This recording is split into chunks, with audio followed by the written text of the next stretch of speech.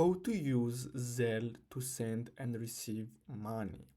So basically, in order to use Zelle to send and receive money, you're gonna have to use the bank's app because Zelle is integrated in most of the banks such as Capital One, Bank of America. So as you can see here on Capital One, you can access Zelle through the mobile app. So you're gonna have to simply sign into your account and then tap the checking account you want to send funds with, and then simply tap send money with Zelle to get started. Now as you can see here, how can I use Zelle? You can send, request, or receive money with Zelle.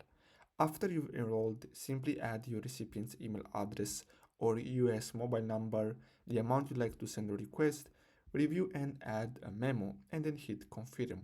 In most cases, the money is typically available in minutes. To receive money, just share your enrolled email address or mobile number with a friend or person you trust and ask them to send you money with Zelle. As you can see, to enroll with the Zelle app, enter your basic contact information, an email address and US mobile number, and a Visa or MasterCard debit cards with a US based account. So basically that's all you have to do. I hope you found this video helpful. Thanks for watching.